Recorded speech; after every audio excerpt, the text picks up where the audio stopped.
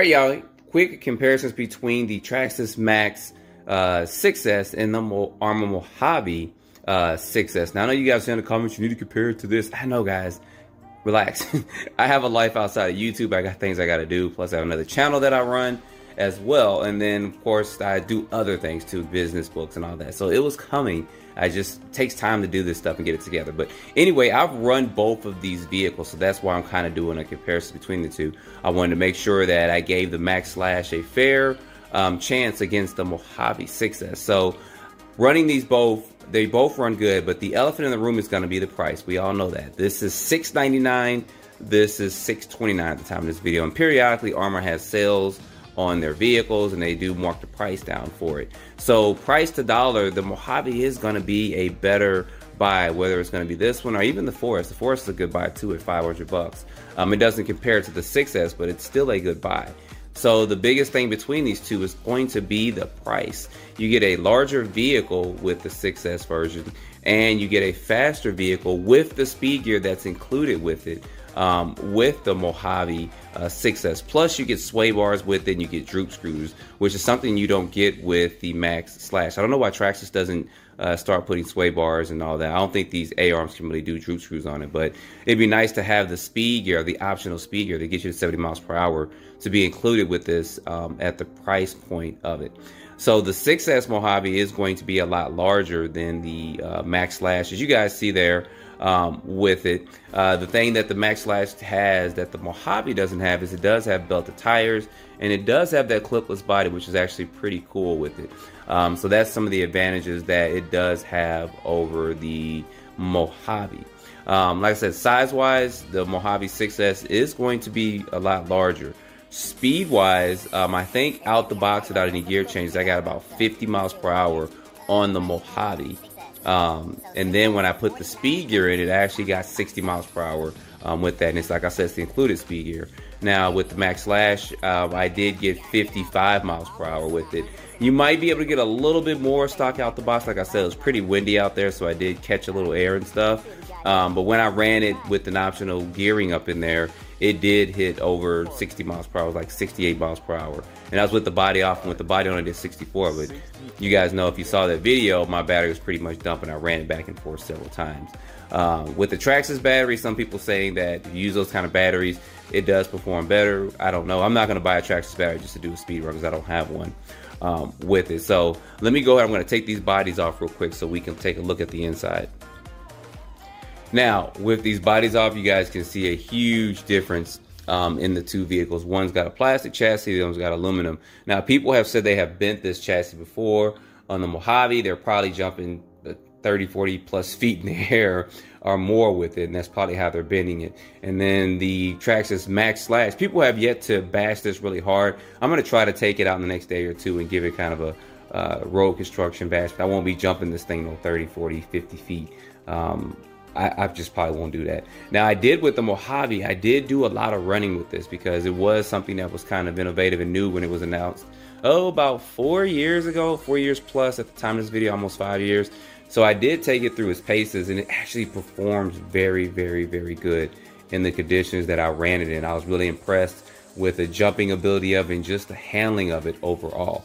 With the Max Slash, I've run it several times. You guys seen a couple of videos, and I've run it off camera too. And it actually performs good, guys. I mean, I'm not gonna lie. I was kind of skeptical at first because I thought that it was just, I don't know, I just thought it was a bigger Slash at first when I first saw it and Traxxas announced it, but it's actually performed good. And I've been impressed with it running and the way it actually runs for it. I have yet to check any of the temperatures on it, but so far it didn't thermal or overheat when I ran it off road. I think I ran it for about 8 or 9 or 10 minutes or something right after I did my speed runs with it. So so far so good with this vehicle. And as always, it always comes down to your choice and stuff and which one brings a smile to your face, whether you want to get the Mojave 6S or 4S or the Arrma, or the Traxxas Maxx Slash. It's just going to be your preference on that. But you guys can see that I actually have this set up a little bit higher because I had different things I was doing to it and all this. So it does need to be lowered down just a little bit because it will flip over easy like that. You guys can see those shocks on there. But they both do come with aluminum threaded body shocks, which is good. the biggest difference, like I said, the Arrma does come with sway bars. You guys can kind of see those sway bars front and rear, and it has droop screws on it, so you can actually lower this vehicle down. And the sway bars, of course, helps with the stability of the truck and stuff, and helps it perform good with that. Now, the Max Slash does have a wheelie bar, which the Mojave does not. So, I mean, if you're doing, I guess, small little comparisons, that's something somebody would point out. They both have, this has got a 2050 kV motor, this has got a 2000 kV motor. So I'd say equally, the motors are just about the same. I mean, I do like this motor too, just as well. And of course, this is an older Mojave. This is the version 1 that they had. So this is the older BLX motor, but it is an updated, firmer speed controller with it. As far as batteries are concerned, you almost have no limit for the Mojave with battery capacity. I've seen people put 8S in here, which is crazy, and run it. It's going to be a little bit difficult to do 8S in here unless you're going to stack 2 small 4S's on the right side of this vehicle and then take this out and just use a Velcro strap. So it's going to be a little bit different with doing that. Durability wise, I still have yet not to break the Max Slash. The only thing I've ever broken on my Mojave, and the main thing, was these body posts. It is good to put some foam in between here, so when you're running it, sometimes you hit something and these actually, you see how flexible it is, and that does bend and tear. So I don't know if they've updated that or not with some of the newer versions, but that's the only thing that I've actually broken on my Mojave, besides kind of regular wear and tear, like a bearing going bad in the back and all that.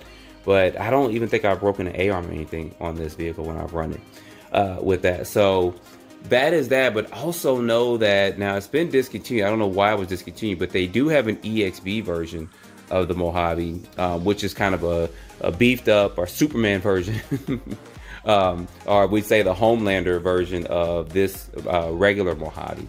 So this would be like a Soldier Boy, and then of course the EXB would be like Homelander or something like that. That's kind of my comparisons to it. But that's going to be it, guys. I mean, like I said, they both run good. The Mojave, of course, is going to be cheaper. It does have an aluminum chassis. You can run 8S, and I've seen guys do it, which is absolutely crazy. Durability wise, they've both been good so far. Like I said, I have yet not to break this, but not saying that it won't break. But durability wise, they've both been about equal with it. The biggest thing is, just as it boils down to it, it's going to be price. I wish Traxxas would have priced this at least on the same level of this of $629. I think if they done that, a lot of people wouldn't be kind of griping and complaining about it. But it is what it is. A lot of people are getting the Max Slash, and like I said, I have one here too, and you know, it's 700 plus bucks for it. So is it worth it? It's give or take. Some people are saying, oh, it's not worth it, $700 for a toy, blah blah blah. It's fine. I mean, I'm an RC guy. You guys know I'm a crack fiend, so I try to get and have some of the latest, greatest out there.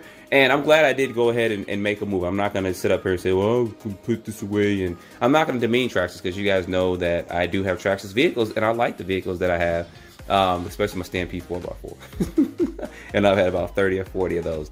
But anyway, that's the comparison between these two. Both trucks are actually good, and I don't think you can go wrong with either one. The Mojave is going to be a better value because of the price point of it being a little bit cheaper, and they both kind of have a lot of aftermarket support too, especially this one. You can do a lot of companies have a lot of things for it, like lights and all that stuff for it. Not too much bling bling for it. I mean, I think some companies do make some aluminum A-arms, but you start adding all that, that just adds a lot of weight and takes away from the performance of the vehicle. So anyway, guys, put your comments down below. If you hit the like, subscribe, stay tuned for the next video, and as always, I appreciate you guys watching.